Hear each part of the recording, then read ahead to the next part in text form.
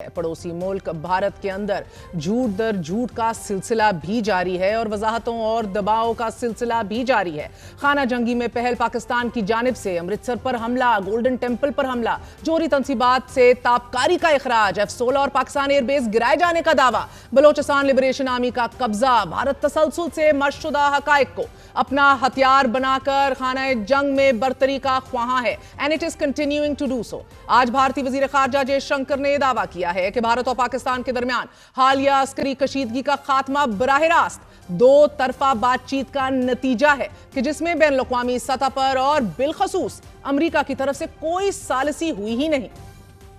जबकि दूसरी तरफ अमेरिकी सदर डोनाल्ड ट्रंप बारहा ये वाज़ेह कर चुके हैं और करते चले जा रहे हैं कि पाक भारत कशीदगी उस नहज पर पहुंच चुकी थी कि किसी भी वक्त एटमी जंग छिड़ने का खतरा था। खारजा पॉलिसी के मैदान में उन्हें अपनी जिंदगी में सबसे ज्यादा जिस इकदाम पर सराहा गया वो पाक भारत कशीदगी के दौरान जंग बंदी करवाना था।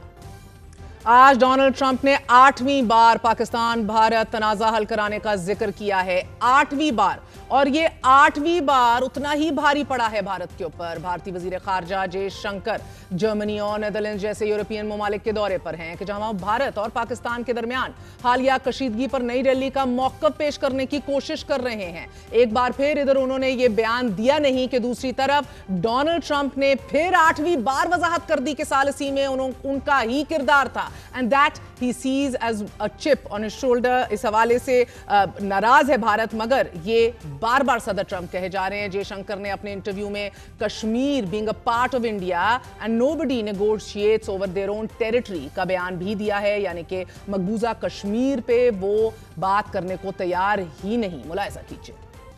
वजीर खारजा का यह भी कहना था कि भारत ने पाकिस्तान पर हमले के लिए जो ऑपरेशन सिंदूर शुरू किया था वो अब भी जारी है, ताहम वक्ती तौर पर यह ऑपरेशन गैर फाल है और अस्करियत पसंदों की जानिब से किसी हमले की सूरत में इसे दोबारा शुरू किया जा सकता है। ऑपरेशन सिंदूर का तसलसल भारत के लिए एक स्ट्रेटेजिक मकसद पूरा करता है। भारत में सफारती वफूद की रवानगी से कबल भारतीय पार्लियामान में दौरान इजलास पाक भारत जंग बंदी पर अमरीकी सदर डोनाल्ड ट्रंप की सालिसी को मुकम्मल तौर पर मुस्तरद किया गया था। भारतीय फॉरेन सेक्रेटरी विक्रम मिस्री ने पार्लियामान में दावा किया था कि पाक भारत जंग बंदी में अमेरिका का कोई किरदार नहीं था, जो कि अब इंटरनेशनली भी दोहराया जा रहा है। लेकिन 8वीं बार इसकी दुरुस्तगी सदर डोनाल्ड ट्रंप कर चुके हैं और फिर मिस्री ने यह भी कहा था कि यह सीज फायर मुकम्मल तौर पर दो तरफा था। तमाम ऑपोजिशन लीडरान ने सवालात उठाना शुरू कर दिए हैं कि अगर यह सीज फायर अमेरिका के दबाव में नहीं था तो ट्रंप के 7 बार और अब 8वीं बार सीज फायर का क्रेडिट लेने के बयान पर मोदी सरकार खामोश क्यों रही।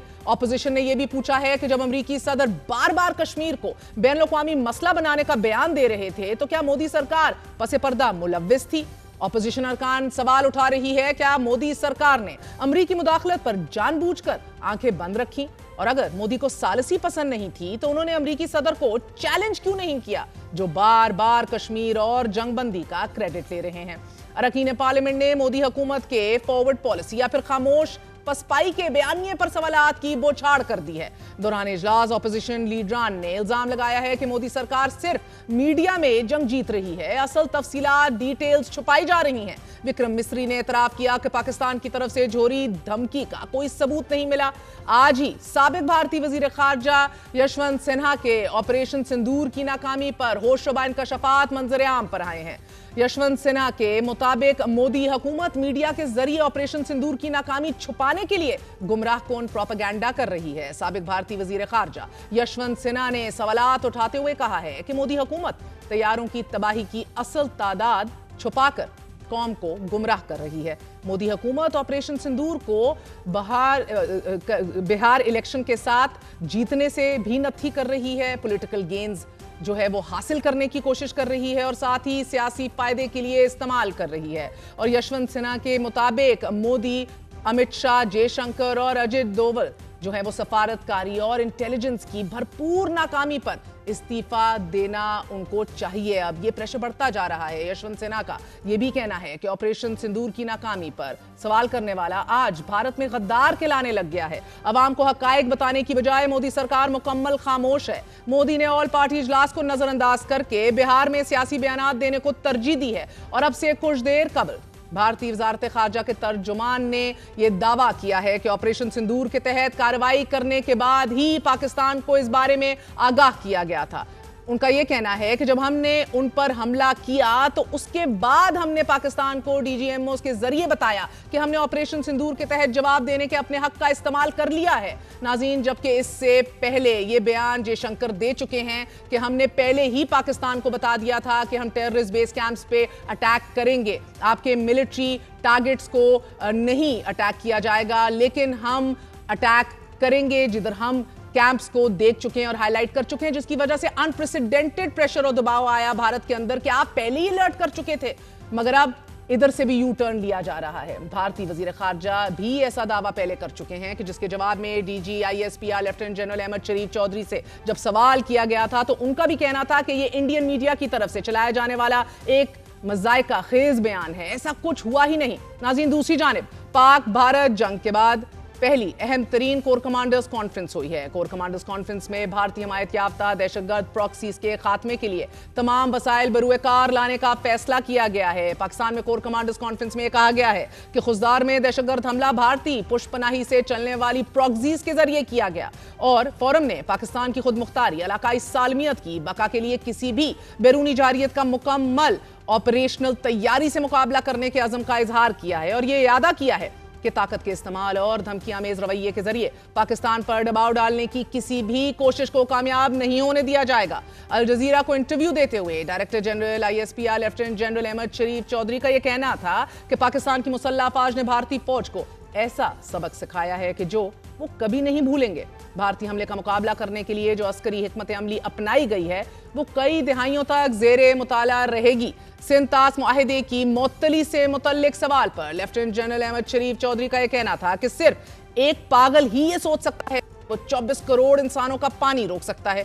اگر کل کشمیر پاکستان کے ساتھ شامل ہو جاتا ہے تو یہ تمام 6 دریا پاکستان کے ہوں اور بھارت کو ایک بھاری بوجھ اٹھانا پڑے گا۔ ایک چھوٹا سا وقفہ لیں گے، وقفے کے بعد حاضر ہوتے ہیں۔ Stay with us.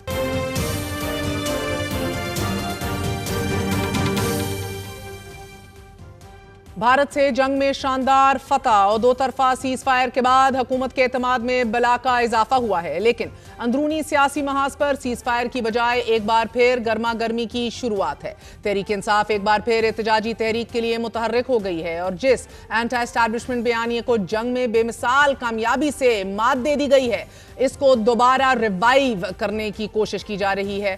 Tehreek Insaf نے ایک بار پھر اسی لب و لہجے کا اظہار کرنا شروع کر دیا ہے۔ آج 3 گھنٹے کی وزیر اعلیٰ خیبر پختونخوا الیمین گنڈاپور کی عمران خان سے ملاقات کا خلاصہ جو ہے وہ پرانے بیانیے کی بجائے اور احتجاجی تحریک دوبارہ شروع کرنے سے ہوا۔